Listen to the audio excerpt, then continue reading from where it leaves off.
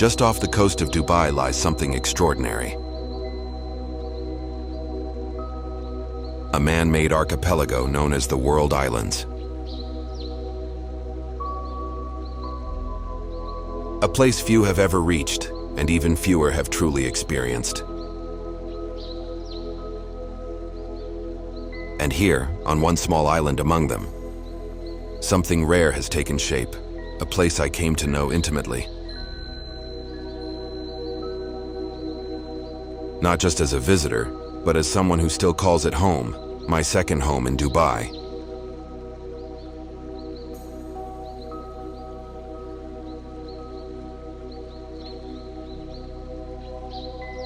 To the rest of the world, it's known today as Anantara World Islands Resort. But to those of us who lived and worked here, we simply call it the island.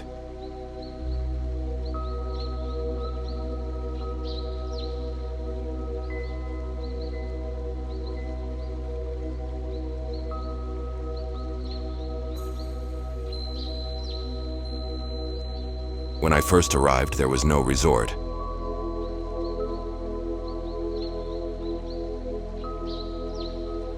No reception desk. Almost no trees. Just a few residential buildings and a beautiful majlis, the traditional Arab gathering place, which would later become the island's main reception.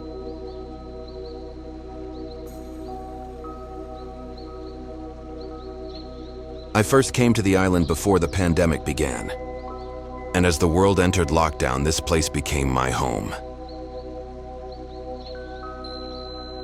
What started as a place for short visits turned into something much deeper. A place that became the ultimate refuge in a world that suddenly felt apocalyptic.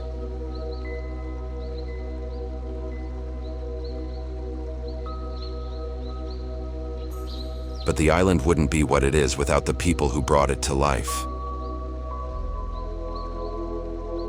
I got to know the man behind the vision. The caretakers, the cooks, the boat drivers, and many more. The ones who stayed when the rest of the world slowed down.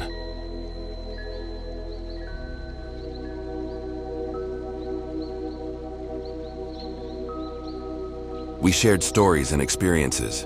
But perhaps most importantly, it was a chance to truly connect with another culture on a deeper level. Relationships were formed and deepened through the quiet time we spent together on the island. We celebrated birthdays, marked holidays from different religions, organized friendly sports competitions, and more than anything, we fished a lot.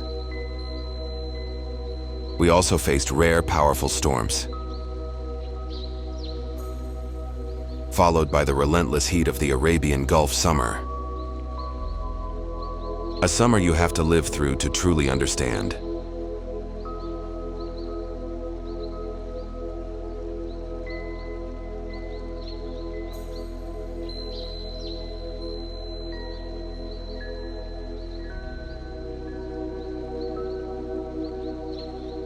That building by the pool? It's the island's legendary majlis, once the heart of our daily life, now transformed into the main reception area.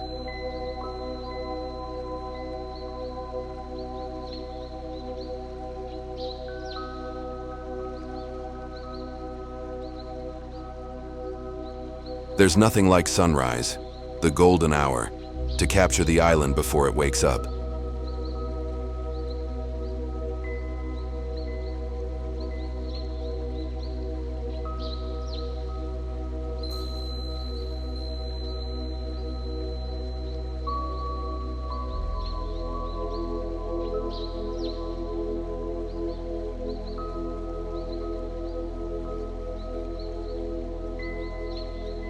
But when the island wakes up, it's nothing short of a complex engineering operation. Being surrounded by sea and cut off from the mainland meant the island had to be fully self-reliant. Everything needed to sustain life had to be created here. Fresh water came from the sea through desalination. Gray water and sewage were recycled on site. Electricity was generated locally. Biogas systems were installed to recycle organic waste into cooking gas. Nothing could be wasted. Everything had to work in harmony. I watched these systems come together from the ground up.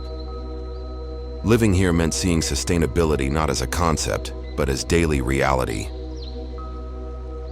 And it didn't stop there. Greenhouses and shade structures were built, and small-scale independent farming began. And today, the island even grows its own fruits and vegetables.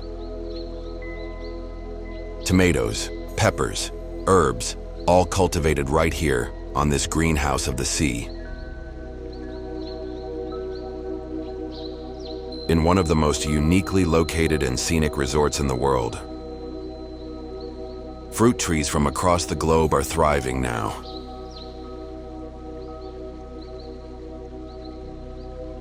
Citrus, figs, banana, mango, passion fruit, grapes, and more. Reaching these results took time, trial, and learning.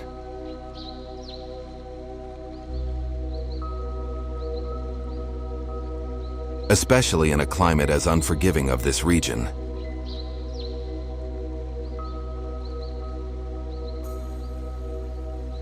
This green haven, this little paradise,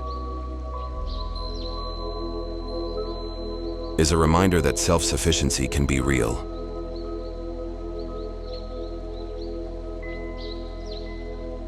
And that even on a man-made island, things can grow, if cared for properly.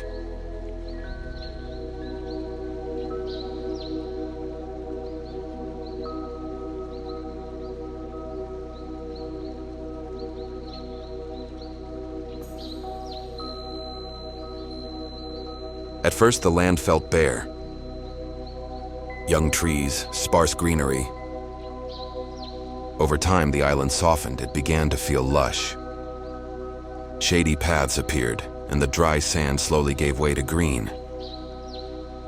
Advanced irrigation systems using desalinated and recycled water were installed across the island, enabling the growth of vegetation in the salty soil. A mix of desert trees like date palms alongside tropical species, such as coconut palms and others, was carefully integrated across the island and create the many shaded areas that now define the landscape.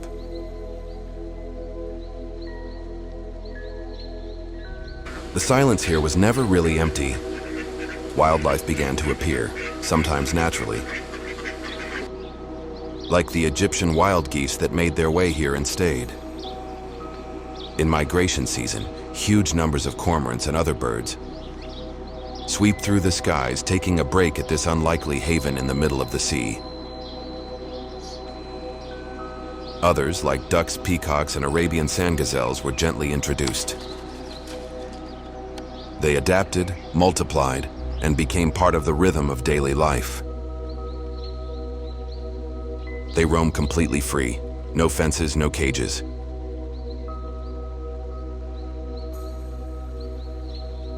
To preserve the island's tranquility, all service vehicles are fully electric.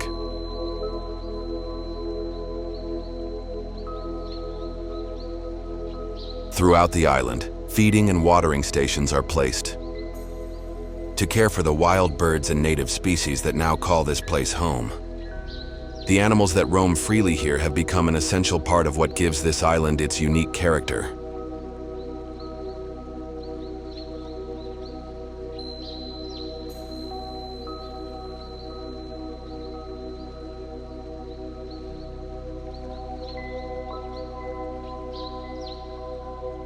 Even though the island was engineered and it felt alive, unscripted, with a real soul.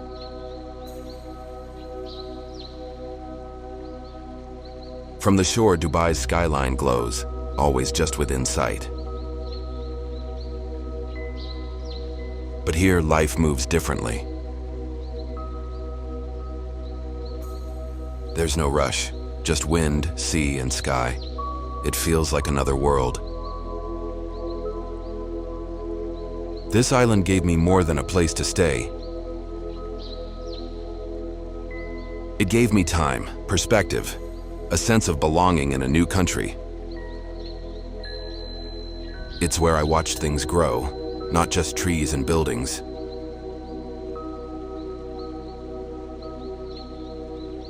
But relationships, habits, ideas.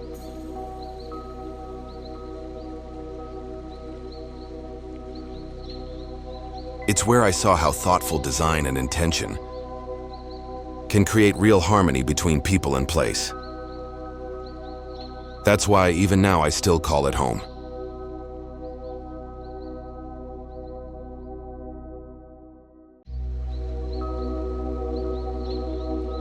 This is my second home in Dubai. And every time I return, it welcomes me back like no time has passed. So this is Anantara, as I know it. Not from a brochure, not through reviews, but from long days and quiet nights on its shores. A place built on sand, shaped by vision, and brought to life by people who cared enough to make it real.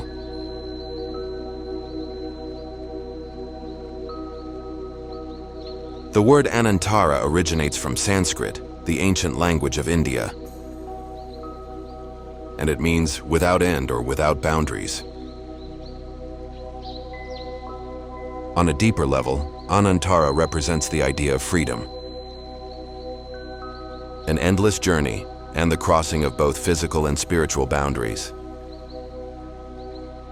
I believe the name is truly fitting for this place. Today, the island offers everything you'd expect from a high-end destination. Gourmet restaurants, fitness facilities, a luxurious spa, water sports activities, and more.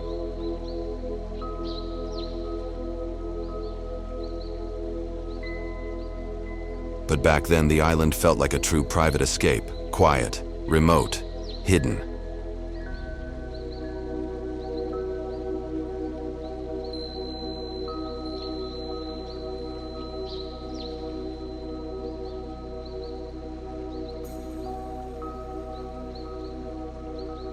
But the transformation came quickly.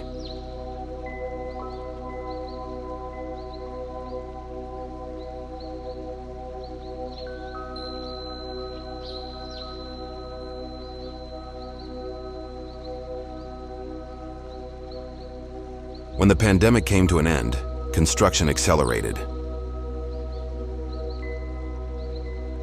And the island opened its gates as the first luxury resort in the World Islands. It was a dramatic shift from isolation to destination. And suddenly, the quiet island we once knew was welcoming its very first guests.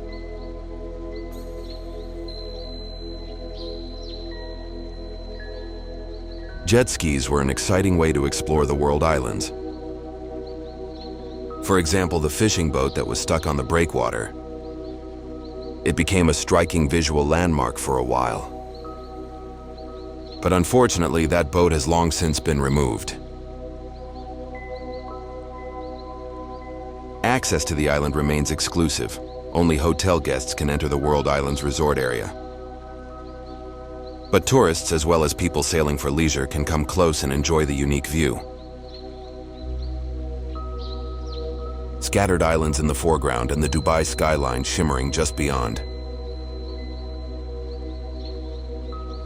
For someone like me, very much a land person, it took some time to get used to all the boat rides. When the sea was calm, it was easy. But on rough days, let's just say there were moments I found myself praying for solid ground.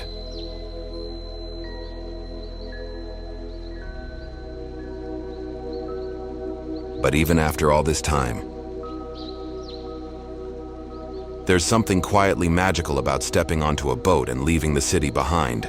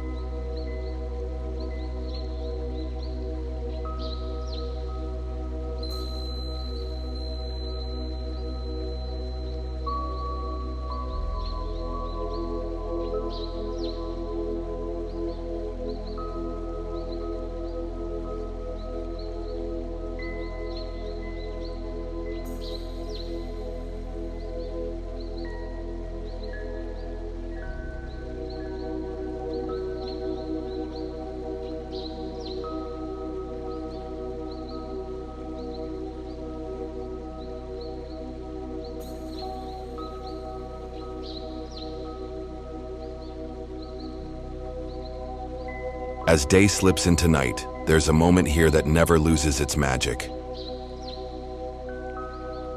Darkness falls heavily over the islands, deep, still, almost complete. And then across the water, Dubai begins to glow.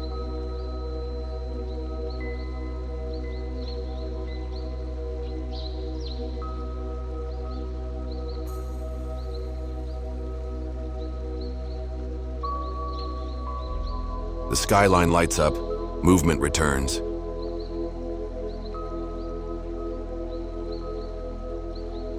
And the city feels like it's waking up just as the island goes to sleep.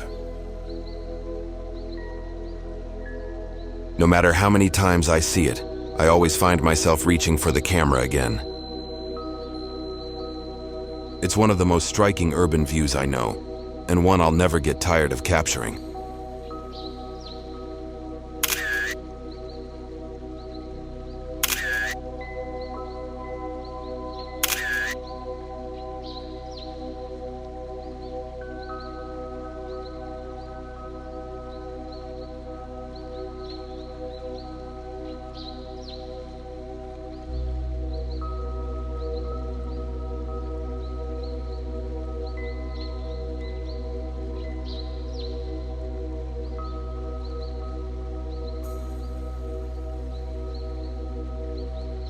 The darkness here is something special.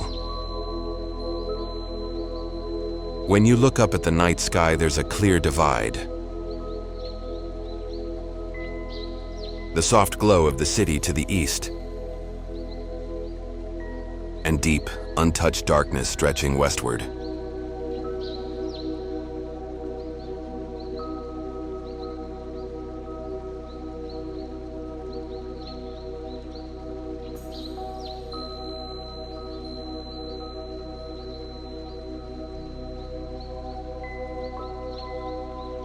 With nightfall, the sea often changes character.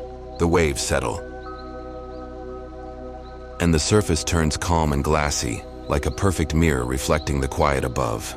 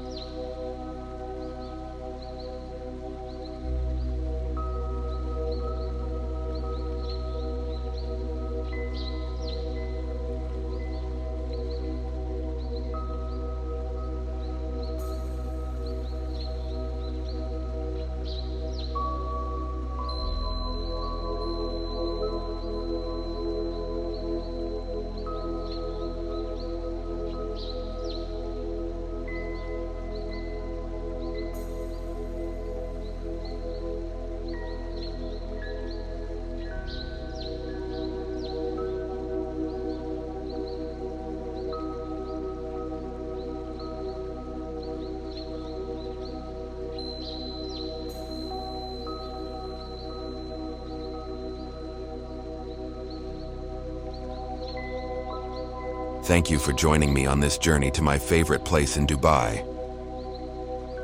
If this story resonated with you, feel free to share your thoughts below.